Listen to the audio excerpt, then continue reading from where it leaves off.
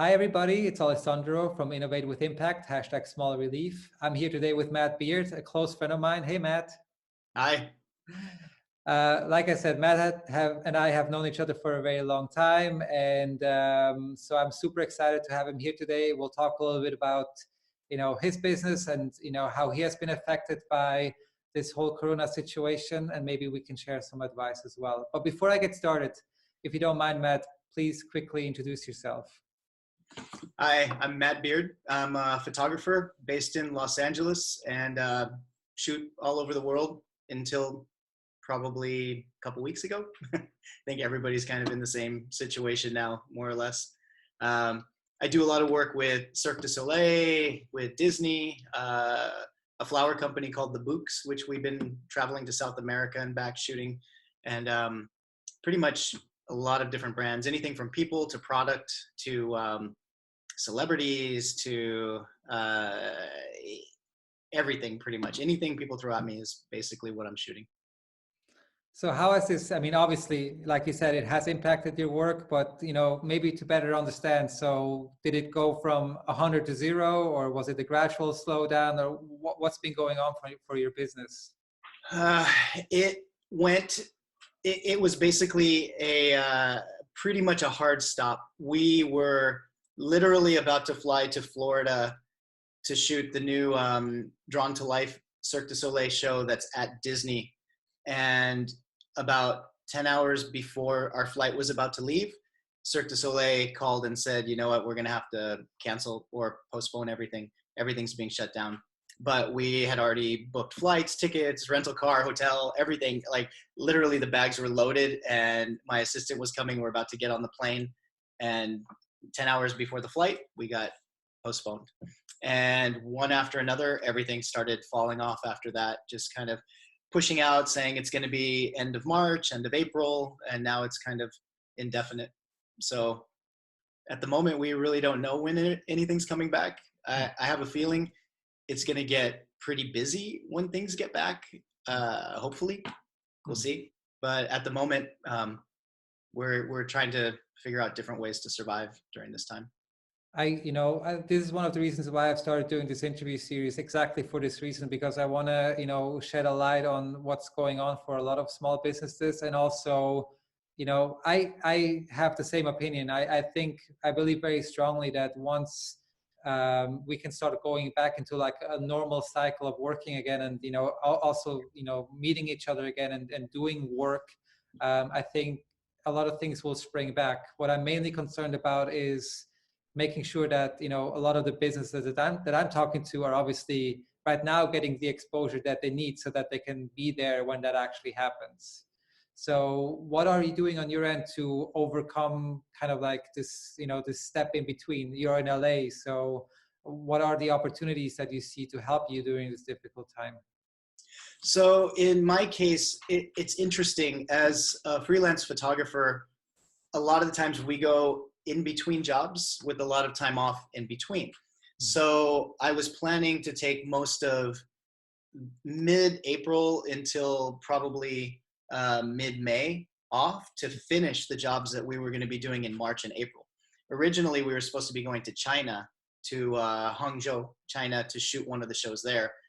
That one canceled first because of the Wuhan situation, which then spread throughout the world and everything started canceling one after another. Of course, Disney is one of my big clients that shut down. So in the meantime, we started kind of planning that something might happen like this. When we saw China shutting down, we kind of had a feeling it might kind of carry over. So we planned it out where this amount of time, having this time off, it's also tax season. So I've been using this time to kind of get all my paperwork and everything that I needed to get together, that normally I would have an extension because this is the busiest time of year for us usually shooting, especially for wedding photographers. Like, oh my God, this is like the craziest thing for them because all of the weddings usually happen between May and July. I'm sorry, March and July. So they're completely shut down at this point. So I've been using this time to get a lot of paperwork together, finish up old billing started working on my website more. We have a small product studio kind of set up in our garage area. So I've decided to kind of shift towards product photography because I can have clients send me product. I can sanitize it, shoot it, re-sanitize it, ship it back to them, no contact, and they get the photos, everything's done, and they can still ship those products out so they can make money and stay afloat. And then there's a way that we can still do that too. So it's all kind of slow in coming because everything needs to be shifted from what we were doing, which was very event oriented, like shooting live shows, going to the Disney resorts and shooting people, to shooting not people and not events and can't leave the house basically. So shifting the whole business model at the same time. And I'm not even sure if that answered the question because I think I went. No, absolutely. But, you did answer the question in a lot of regards. I think it's about shifting your focus and looking at new opportunities, right? Yeah. It's changing gears a little bit, which we kind of do anyways. But in the meantime, also looking at different revenue streams to keep things going.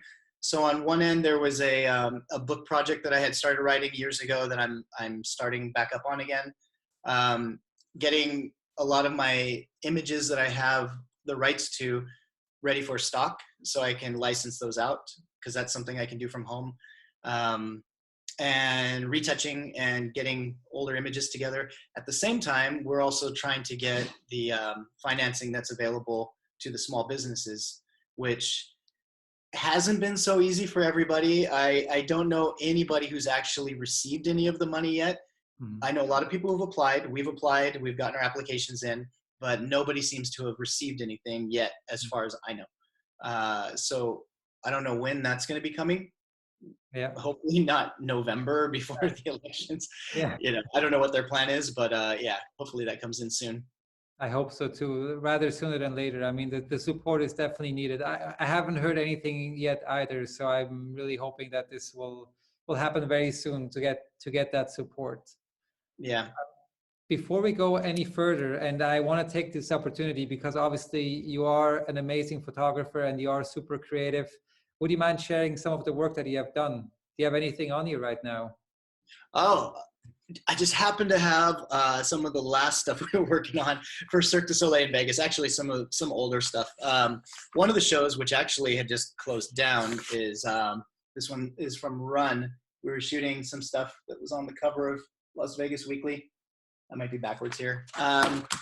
If you ever go to Vegas and watch shows, you've probably seen some of the stuff we shot, like a lot of the things for the Michael Jackson show. This is one of the images you see like on the billboards on the way out there. Wow, those are amazing. Thanks. Yeah, it's stuff we've been doing for a while, but it varies. There's always a lot of different things involved, and I love shooting. So I love working with people, this is kind of the hard part, is that I don't get to interact with my clients as much. I don't get to see people, and I'm really looking forward to getting back to that part.